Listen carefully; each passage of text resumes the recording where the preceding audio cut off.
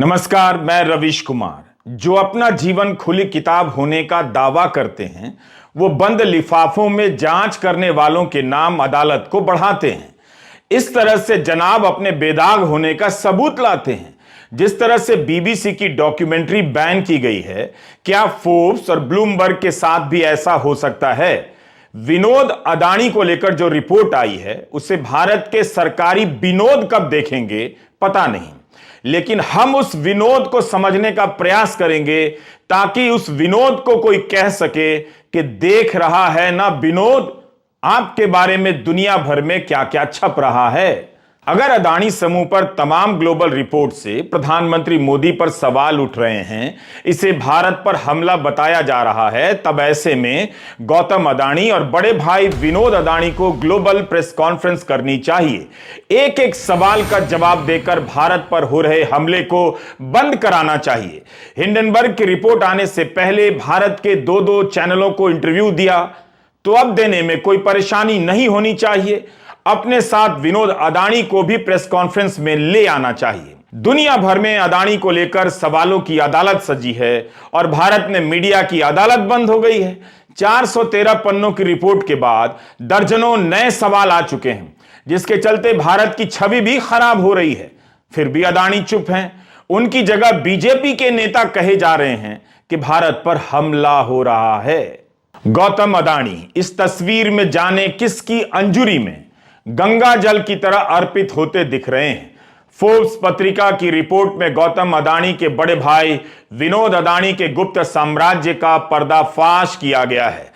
अगर फोर्ब्स ने अपनी खोजी पत्रकारिता से विनोद अदानी पर सवाल उठाए हैं, तो हम भी 2016 में भारत के इकोनॉमिक टाइम्स में छपा एक लेख ले आए हैं, जिसमें विनोद अदानी की खूबियों का महिमा मंडन किया गया है। बस एक ही अंतर है, यह संपादकीय पैसा देकर छपवाया गया होगा, जिसे अंग्रेजी में एडवर्टोरियल कहते हैं। यही नहीं, अदानी समूह पर पर्दाफाशी रिपोर्ट करने वाली पत्रिका फोर्ब्स ने भी मार्च 2009 में गौतम अदानी को एक खास टाइटल से नवाजा, इमर्जिंग टाइटन। गौतम अदानी का जीवन परिचय छपा है इसमें। तब उनकी दौलत 1.8 बिलियन डॉलर की थी, जो आज 47.7 बिलियन डॉलर की हो चुकी है। बिजनेस पत्रिकाओं और बिजनेस चैनलों का यही रिकॉर्ड रहा है, जिसे टाइकून टाइटन बताते हैं। उसी को बाद में खोजी रिपोर्ट के जरिए फ्रॉड भी बताना पड़ता है। भारत में और दुनिया भर में ऐसा कई बार हो चुका है कि जिन बैंकरों को बैंकर ऑफ द ईयर का पुरस्कार दिया इन चैनलों ने, वे कुछ ईयर के बाद कई ईयर के लिए जेल में डाल दिए जाते हैं। इसलिए हमारा पंचायत वेब सीरीज के विनोद से आग्रह है कि वह इस विनोद को ठीक से देखे। आरोप है कि अदानी ने शेयर गिरवी रखकर रूस के उस बैंक से लोन लिया, जिस पर बाद में अमेरिका युद्ध के चलते प्रतिबंध लगाता है। रूस के बैंक से लोन लेकर एक अन्य इकाई को वो पैसा दे दिया गया, जिसकी पहचान गुप्त रखी जाती है। भारत के गोदी मीडिया को हजारों करोड़ रुपए के सरकारी से लेकर प्राइवेट कंपनियों के विज्ञापन मिलते हैं ताकि वे पत्रकारिता करें, मगर इसकी जगह माहौल बनाने में लगे हैं भाई लोग कि भारत पर हमला हो रहा है। इसके अलावा गोदी मीडिया की तरफ से क्या ऐसी कोई रिपोर्ट आई है जिससे लगे कि हिंडनबर्ग से लेकर फोर्ब्स की रिपोर्ट गलत है? मिंट अखबार में जरूर अदानी से संबंधित खबरें छप रही हैं, जिसे हिंडनबर्ग की रिपोर्ट बनाने वाला एंडरसन अमेरिका से ही ट्वीट किए जा रहा है। इस ट्वीट में बताया गया है कि अदानी ने अपनी उधारी का हिसाब किताब बदल दिया है। कंपनी को मजबूत दिखाने के लिए परिभाषा बदल दी गई है। तकनीकी रूप से यह मामला मुझे तो जटिल लगा, मगर बिजनेस और कंपनियों को समझने वालों के लिए तो मुश्किल नहीं होगा। मिंट अखबार ने लिखा है कि अदानी ग्रुप ने बैंक को गारंटी के रूप में जो चीजें दिखाई हैं, उसे नकदी के बराबर घोषित किया है। इससे सवाल उठ सकता है कि इस नए वर्गीकरण के कारण ग्रुप की सही वित्तीय हालत का पता नहीं चलता है। हम इन विषयों के तकनीकी जानकार नहीं हैं, ना ही आपके निवेश को प्रभावित करने के लिए कवर कर रहे हैं। हमारी कोशिश है कि अंग्रेजी अखबारों में छप रही इन खबरों को हिंदी में पेश कर दें। जब हिंदी पत्रकारिता अपना रोना रोएगी कि अंग्रेजी भाव नहीं देती, तब आप उससे सवाल कीजिएगा कि अदानी मामले में खोजी रिपोर्ट करने से, फोर्ब्स से आगे निकलने में किसने रोका था? अंग्रेजी भाषा ने रोका था या हिंदी के संपादकों को किसी और ने रोका था? जेम्स विल्सन ने आज ट्वीट किया है कि अदानी टोटल गैस फिर से लोअर सर्किट पर जा पहुंचा। 52 हफ्तों में 925 रुपए प्रति शेयर के सबसे निचले स्तर पर पहुंचा है। 52 सप्ताह पहले 3998.35 रुपए प्रति शेयर भाव था। अब तक 76.9% कम हो चुका है। 17 फरवरी को बिजनेस स्टैंडर्ड में खबर छपी है। भारतीय रिजर्व बैंक के आंकड़ों का हवाला देते हुए कि भारत के विदेशी मुद्रा भंडार में 8.3% की गिरावट आई है। 11 महीनों में सबसे अधिक गिरावट है। इससे रुपया भी कमजोर हुआ है। क्या विदेशी निवेशक किसी खास कंपनी के स्टॉक से पैसे निकाल रहे हैं, जिसके कारण भारत का रुपया कमजोर होता जा रहा है? लगता है कि गौतम अदानी को बचाने के लिए अब यह भी मानना पड़ेगा कि मॉरिशस और साइप्रस जैसे देशों से ऑफशोर यानी जाली कंपनियां नहीं चलती हैं। एलआईसी ने कहा था कि जल्दी ही अदानी ग्रुप के अधिकारियों से पूछताछ करेंगे। क्या उसकी कोई खबर आई है? सेबी ने जिस जांच की बात की है, क्या उसकी कोई ठोस खबर आई है? एक ही जवाब बार बार मिल रहा है कि हिंडनबर्ग और अन्य रिपोर्ट की जांच हो रही है। सुप्रीम कोर्ट में भी सेबी ने यही कहा है। आप देख रहे हैं रवीश कुमार ऑफिशियल। यूट्यूब और फेसबुक पर रवीश का पेज पर जाकर आप देख सकते हैं। ब्लूमबर्ग की खबर है कि नॉर्वे के सबसे बड़े पेंशन फंड ने अदानी ग्रीन एनर्जी कंपनी से अपने सारे शेयर बेच दिए हैं।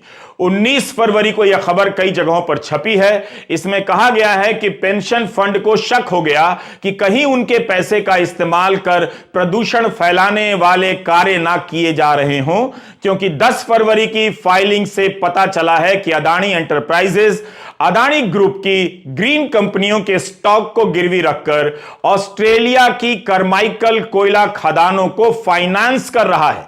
पेंशन फंड ने कोयले को अपने पोर्टफोलियो से ब्लैकलिस्ट कर रखा है, इसलिए किसी भी रूप में कार्माइकल प्रोजेक्ट तक उनका पैसा पहुंचना उनके नियमों का उल्लंघन है। यह बात उनकी एक प्रमुख अधिकारी किरण अजीज ने एक साक्षात्कार में कही है। ग्रीन एनर्जी का पैसा अगर कोयला कंपनी में निवेश होगा तो क्या इससे भारत की छवि खराब नहीं होगी? क्या अदानी समूह ने नॉर्वे के फंड को धोखे में रखा है? नवंबर 2022 में प्रधानमंत्री मोदी ने कहा था कि भारत 2030 तक 50% ऊर्जा अक्षय ऊर्जा से प्राप्त करेगा। और अब यह खबर कि भारत की सबसे बड़ी कंपनी ग्रीन एनर्जी का पैसा कोयला में लगा रही है। ऐसी खबरों की सत्यता कैसे जांची जाएगी? केवल बवाल मचाने से कि भारत पर हमला हुआ है? सवाल नॉर्वे के पेंशन फंड से भी होना चाहिए। सबको पता है कि अदानी कोयले के कारोबार में है और ग्रीन एनर्जी के कारोबार में है। मतलब एक ही आदमी कोयला भी निकाले और ग्रीन एनर्जी का कारोबार भी करे। क्या इतना काफी नहीं था कि नॉर्वे का यह फंड समूह अदानी समूह से दूर रहे? क्या ग्रीन एनर्जी वाली कंपनी का पैसा कोयला निकालने वाली कंपनी में डालने से ही प्रदूषण की चिंताएं सामने आती हैं? सवाल इन फंड और इन विदेशी बैंकों से भी होना चाहिए। ब्लूमबर्ग की इसी रिपोर्ट में लिखा है कि यूरोपियन यूनियन में पंजीकरण कराने वाले 500 ऐसे फंड हैं जो अदानी समूह में प्रत्यक्ष या परोक्ष रूप से निवेश कर चुके हैं। हमारे लिए यह सब सत्यापित करना संभव नहीं, इसलिए आप भी ध्यान से इन खबरों को पढ़ें। ब्लूमबर्ग का कहना हो सकता है कि इतने सारे फंड पर अदानी विवाद का असर पड़ सकता है, क्योंकि समूह इन सब निवेशकों से नए निवेश हासिल करने की कोशिश में है। हमारा फोकस इस बात पर है कि अदानी का मामला भारत पर हमला है या अदानी को बचाने का नया घपला है। गौतम अदानी के भाई विनोद अदानी भारत के नागरिक हैं या नहीं? भारत जैसे महान देश को छोड़कर उन्हें साइप्रस की नागरिकता क्यों लेनी पड़ी है? सुब्रमण्यम स्वामी तो बीजेपी के सदस्य हैं, बीजेपी ने राज्यसभा का सदस्य बनाया है। वे भी अदानी को लेकर सवाल पर सवाल दागे जा रहे हैं। क्या वे भी भारत पर हमला करने वालों में शामिल हैं? स्वामी ने ट्वीट किया है कि वे श्रीलंका से चेक करने वाले हैं कि अदानी को हम्बनटोटा पोर्ट और कोलंबो स्काई स्क्रैपर प्रोजेक्ट कैसे मिल गया। अदानी को मोदी के कहने पर नहीं बल्कि चीन के कहने पर दिया गया है। ये तो और भी गंभीर आरोप लगा रहे हैं। स्वामी ने यहां तक ट्वीट किया है कि अदानी समूह की एक सीमेंट कंपनी के शेयरों के दाम गिर गए हैं।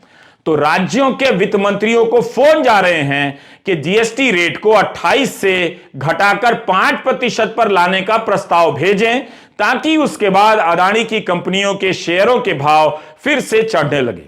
गोदी मीडिया हिंडनबर्ग के दफ्तर नहीं जा सकता, लेकिन बीजेपी के राज्यसभा के सदस्य सुब्रमण्यम स्वामी के दफ्तर तो जा ही सकता है। उनसे पूछ सकता है कि आप ये किसके इशारे पर आरोप लगा रहे हैं। स्वामी ने 9 फरवरी को यह भी ट्वीट किया कि प्रधानमंत्री को अदानी की सारी कंपनियों का राष्ट्रीयकरण कर देना चाहिए, फिर उन्हें नीलाम कर देना चाहिए। अगर इस वक्त भारत पर हमला हो रहा है तो बीजेपी के सांसद सुब्रमण्यम स्वामी क्या कर रहे हैं? फिर बीजेपी अपने सांसद को भारत पर हमला करने से क्यों नहीं रोक पा रही है? सुप्रीम कोर्ट ने फोर्ब्स पत्रिका की इस खबर को रिकॉर्ड पर लेने से मना कर दिया है। यह वही खबर है जिसमें एक बड़ी सी हथेली पर प्यादे की तरह गौतम अदानी खड़े दिखाए गए हैं। टाइटल में लिखा है, गौतम अदानी के बड़े भाई के ऑफशोर साम्राज्य के भीतर की दुनिया। जॉन हायट और जाकोमी तोनिनी की रिपोर्ट है। फोर्ब्स ने लिखा है कि हिंडनबर्ग की रिपोर्ट में गौतम अदानी का नाम 54 बार आता है, लेकिन विनोद अदानी का 151 बार नाम आया है। विनोद अदानी अनेकों ऑफशोर शेल एंटिटीज का एक जाल संभालते हैं। इन कंपनियों ने अरबों डॉलर पैसा अदानी समूह की पब्लिक लिस्टेड और प्राइवेट कंपनियों में डाला है और इसकी जानकारी सार्वजनिक नहीं की है। इसे गुप्त रखने के कारण अदानी ग्रुप उन भारतीय नियमों के दायरे में आने से बच गया है जिनके तहत किसी कंपनी का 25% पब्लिक ट्रेडेड स्टॉक इनसाइडर के पास नहीं होना चाहिए। यह सब हिंडनबर्ग और फोर्ब्स ने अपनी रिपोर्ट में लिखा है। अपने 413 पन्ने के जवाब में अदानी ग्रुप ने कहा था कि विनोद अदानी समूह की किसी भी कंपनी में किसी भी प्रकार का प्रबंधकीय भूमिका नहीं निभाते हैं। प्रबंधन में उनकी कोई भूमिका नहीं है। यह भी कहा कि अदानी ग्रुप ने खुद से जुड़ी सभी पार्टियों के लेन देन के खुलासे किए हुए हैं, मगर फोर्ब्स पत्रिका दावा करती है कि विनोद अदानी के ऑफशोर निवेश को गुप्त रखा गया, जिसे वो उजागर कर रही है। यह जानकारी हिंडनबर्ग द्वारा लगाए गए इल्जामों को और विश्वसनीयता प्रदान करती है। मैंने हमेशा यही सोचा कि एक साझेदारी होगी। गौतम अदानी इस जोड़ी की पब्लिक में गर्मजोशी, दोस्ताना, दुलारे से लगने वाले चेहरा हैं और विनोद टैक्स हेवन के मास्टरमाइंड, असली कठपुतली नचाने वाले हैं। टीम बकले ऑस्ट्रेलिया की एक ऐसी कंपनी के निदेशक हैं जो कंपनियों का विश्लेषण करती है। यह भी एक काम है जिसके बारे में हम अदानी के बहाने जान रहे हैं। फोर्ब्स ने लिखा है कि टीम बकले की कंपनी ने गौतम अदानी की कंपनी का, उसके रिकॉर्ड्स का अध्ययन किया है, क्योंकि अदानी समूह ऑस्ट्रेलिया में कोयला खनन के क्षेत्र में विस्तार करना चाहता है।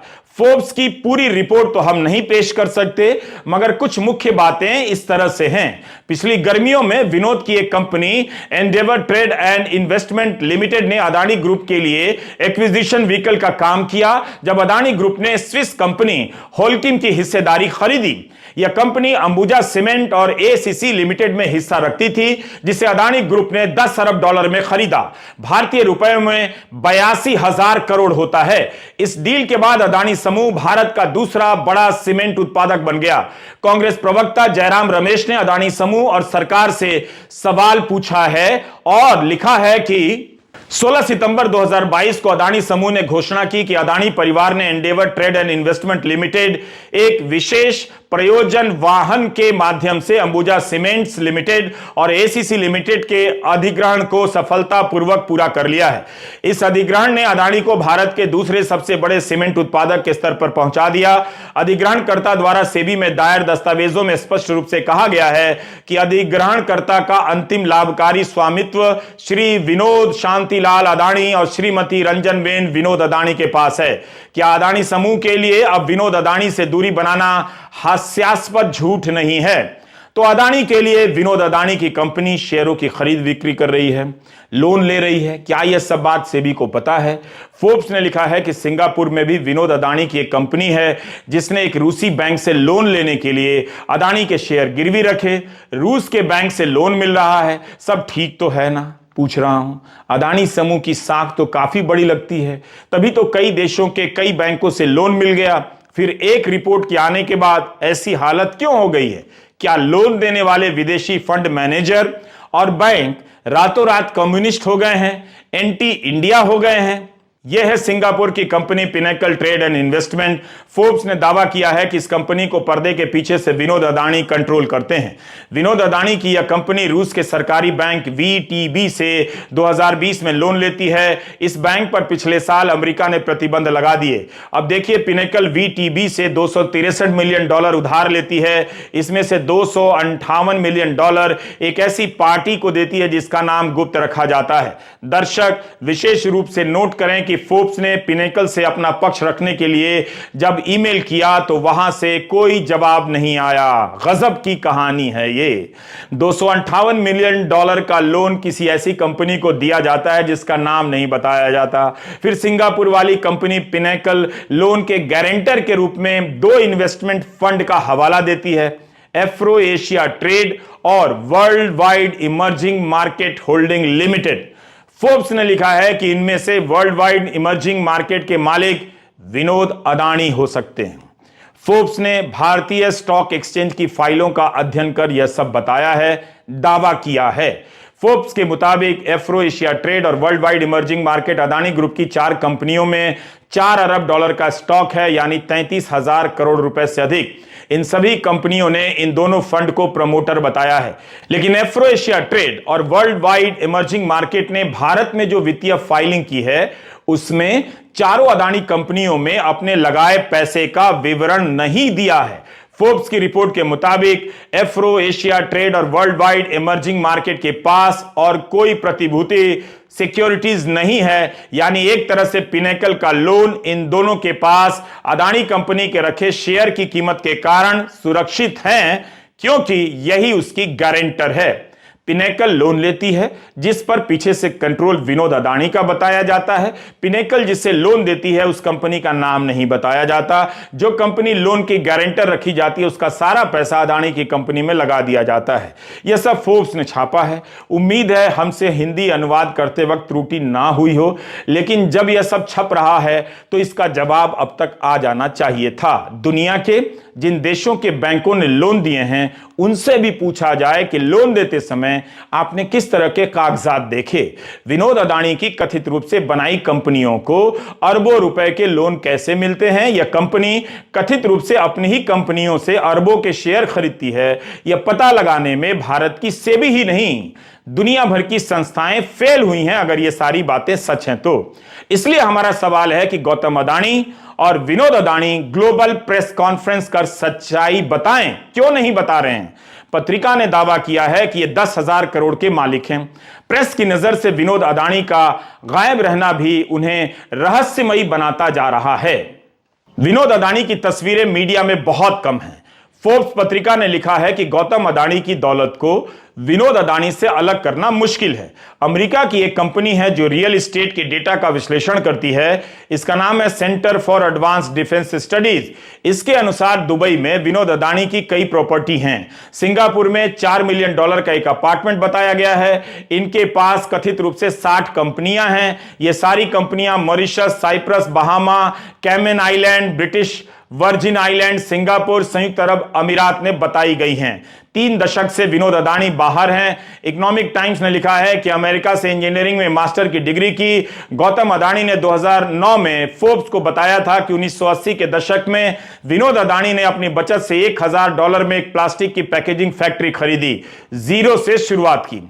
लेकिन यहां बात हो रही है ऑफशोर कंपनियों की, जिसे कानून की नजर में अवैध माना जाता है क्योंकि इनका कारोबार साफ नहीं होता, टैक्स बचाने के लिए किया जाता है। 2016 में इंडियन एक्सप्रेस और दुनिया भर के अखबारों में खोजी पत्रकारों के अंतर्राष्ट्रीय समूह ने पनामा पेपर्स का पर्दाफाश किया था, जिसमें बताया था कि 1994 में विनोद अदानी ने बहामा में ऑफशोर कंपनी बनाई। 2 महीने के भीतर कंपनी के दस्तावेज में अपना नाम विनोद शांतिलाल अदानी से विनोद शांतिलाल शाह कर दिया। उस समय अदानी समूह की प्रतिक्रिया आई कि भाई के बिजनेस के मामले में गौतम अदानी का नाम जबरदस्ती घसीटा जा रहा है। 2011 तक अदानी की कंपनी में कार्यकारी पद पर थे। 2016 में बीजेपी के नेताओं ने नहीं कहा कि भारत पर हमला हुआ है जब पनामा पेपर्स की रिपोर्ट आई थी। अब बीजेपी के नेता ऐसा क्यों कह रहे हैं? विनोद अदानी के 44 साल के बेटे प्रणव अदानी एंटरप्राइजेस में प्रबंध निदेशक बताए गए हैं। यह सब हिंडनबर्ग की रिपोर्ट में है। 2014 में विनोद अदानी के खिलाफ भारत में कर चोरी के मामले की जांच हुई थी। तब आरोप लगा कि $800 मिलियन का पैसा विदेशों में खपाया है। अदानी समूह ने इन आरोपों का खंडन किया है। अब ध्यान से सुनिए। अप्रैल 2016 में इंडियन एक्सप्रेस में पनामा पेपर्स की रिपोर्ट छपती है विनोद अदानी के बारे में। इसके एक महीने के बाद इकोनॉमिक टाइम्स में विनोद अदानी के सद्गुणों पर संपादकीय छपता है, जो स्पॉन्सर्ड है, यानी पैसे देकर विज्ञापन के रूप में छपा होगा। अखबार की भाषा में इसे एडवर्टोरियल कहते हैं। क्या इमेज मैनेजमेंट के लिए यह छपवाया गया होगा? जवाब आप जानते ही हैं। इस समय में मैं 3 तरह के भारतीय का जिक्र करना चाहता हूं: कच्चा भारतीय, सच्चा भारतीय और अच्छा भारतीय। कच्चा भारतीय इस संपादकीय पर आंखें मूंद कर भरोसा कर लेगा। अच्छा भारतीय विनोद अदानी के बारे में पढ़कर रो देगा। लेकिन सच्चा भारतीय सवाल करेगा कि विनोद अदानी इतने अच्छे हैं, अंग्रेजी भी जानते हैं, तो ग्लोबल प्रेस कॉन्फ्रेंस कर सारे सवालों के जवाब क्यों नहीं दे देते हैं? यह तस्वीर उसी एडवर्टोरियल की है जिसमें एक भी बात एडवर्स नहीं है। एडवर्स से मतलब विपरीत होता है। यहां एडवर्ट का मतलब विज्ञापन है। इसमें लिखा है कि बचपन में गरीबी झेलने वाले विनोद ने अपने परिवार से विरासत में जो मूल्य हासिल किए उन्हें जीवन भर सीने से लगाए रखा। यही मूल्य उनके पेशेवर काम को दिशा देते रहे। अगर विनोद भाई कोई वादा कर दे तो यह पत्थर में लिखी इबारत की तरह हो जाता है, उसे पूरा करते ही हैं। वाह वाह वाह! मैं इन पंक्तियों को पढ़ते हुए भावुक हो गया। ये पंक्तियां राम की प्रतिज्ञा जैसी साउंड कर रही हैं, ध्वनित हो रही हैं। प्राण जाई पर वचन न जाई, ऐसे विलक्षण गुणों से लैस विनोद अदानी के बारे में फोर्ब्स ने क्या क्या छाप दिया। कहीं अनजाने में भूल तो नहीं हो गई? कितना सच है विनोद अदानी ही बता सकते हैं। बस उन्हें ग्लोबल प्रेस कॉन्फ्रेंस में सबके सामने आना होगा। इकोनॉमिक टाइम्स में विनोद अदानी की जो प्रशस्ति छपी है उसे सभी को पढ़ना चाहिए। सद्गुणों का विकास होगा। लिखा है कि एक बार दुबई में कबाड़ की डील की, भारत के खरीदारों को एक तय रेट पर देने का वादा कर दिया, मगर बाजार में दाम बढ़ गए। विनोद अदानी ने फिर भी $50 मिलियन लगाकर कबाड़ खरीदा, भारत के खरीदारों को सप्लाई कर दी, वादा पूरा किया। वादा वादा होता है। कितना सुंदर और सजीव चित्रण वर्णन है। बस यह नहीं लिखा कि कबाड़ के धंधे में वादा पूरा करने के लिए पैसा कहां से आया, किससे लिया। अखबार ने लिखा है कि 8 महीने बाद जब बाजार में मंदी आई, दाम गिरे, तब विनोद अदानी इस घाटे से उबर पाए। ऐसे इस शानदार किरदार वाले विनोद अदानी के बारे में फोर्ब्स पत्रिका ने जो सवाल उठाए हैं, पनामा पेपर्स में जो सवाल उठे हैं, उसके जवाब आने चाहिए कि क्या उनकी बहुत सारी गुमनाम कंपनियां हैं? क्या उन्होंने रूस के बैंक से लोन लेकर जानकारी छिपाई है? इकोनॉमिक टाइम्स का यह एडवर्टोरियल मैं उस विनोद को दिखाना चाहता हूं जिसके बारे में पंचायत का संवाद है। देख रहा है ना विनोद को? इकोनॉमिक टाइम्स ने एडवर्टोरियल में आगे लिखा है, जो मैं बता रहा हूं, कि विनोद भाई को किताबें पढ़ने का बहुत शौक है। कारोबारी पत्रिकाओं को पढ़ना पसंद करते हैं। उनकी पत्नी रंजनबेन अदानी तरह तरह के विदेशी पकवान बनाने का शौक रखती हैं। जैन सामाजिक समूह में काफी सक्रिय हैं और महिलाओं से संबंधित कार्यों में हिस्सा लेती हैं। परिवार ने करोड़ों रुपए दान में दिए हैं और कभी किसी को यह बात नहीं बताई। विनोद अदानी और रंजनबेन अदानी को योग में दिलचस्पी है। हमेशा विनम्र रहने वाले विनोद अदानी दूसरे व्यक्ति की बात को सुनते हैं, समझते हैं, उसके अनुसार मदद भी करते हैं। मगर फोर्ब्स पत्रिका लिखती है कि विनोद की कंपनी को ही लोन देती है। क्या गुप्त रूप से अपनी कंपनी को अपनी दूसरी कंपनी की जेब से मदद करना भी विनम्रता है? आप भी अगर अपने बारे में ऐसा कुछ भी छपवाना चाहते हैं तो किसी भी अखबार से संपर्क कर सकते हैं। बस उसके बदले आपको विज्ञापन देने पड़ेंगे। अदानी पर दुनिया भर में गंभीर आरोप लगे हैं। किसी जांच एजेंसी का छापा नहीं, कोई सर्च नहीं। कांग्रेस का 24 फरवरी से रायपुर में अधिवेशन होने वाला है। वहां छापे पड़ने शुरू हो गए हैं। क्या यह विपक्ष पर हमला नहीं है? कांग्रेस अध्यक्ष मल्लिकार्जुन खड़गे ने कहा है कि मोदी जी में जरा भी ईमानदारी है तो अपने परम मित्र के महाघोटालों पर रेड करें। अब ईडी मतलब एलिमिनेटिंग डेमोक्रेसी। मेरे वरिष्ठ सहयोगी जयराम रमेश जी कहते हैं एक्सटर्मिनेटिंग डेमोक्रेसी। दोनों ही बातें सत्य हैं। और हैरानी की बात है, जब आप आंकड़े देखते हैं, 2004 से 14 के बीच जब यूपीए की सरकार थी तो ईडी ने 112 बार छापे मारे थे। पिछले 8 साल में 3010 छापे ईडी ने मारे हैं। और सिर्फ राजनीतिक दलों को और राजनेताओं की लिस्ट को अगर आप सामने रखेंगे तो 95% छापे विपक्ष पर ईडी ने डाले। अब आईटी सेल की तरफ से फैलाया जाएगा, जब आप पाक साफ हैं तो जांच से क्यों डरते हैं? तो जांच के पहले अदानी को पाक साफ मानकर उन्हें बचाने के लिए भारत पर हमला क्यों बताया जा रहा है? क्या इन तथ्यों को नजरअंदाज कर सकते हैं कि ईडी ने 95% छापे 2014 के बाद विपक्षी नेताओं के यहां मारे हैं, जैसा कि कांग्रेस ने दावा किया है? कितना कुछ है बताने के लिए एक बार हिंदी मीडिया को मैनेज कर लीजिए तो भारत की बड़ी आबादी धार्मिक मुद्दों में भटकाई जा सकती है। आईटी सेल को लगाकर उन्हें भीड़ की तरह हाँका जा सकता है। आपको ही सोचना है, आपको ही समझना है। नमस्कार, मैं रवीश कुमार।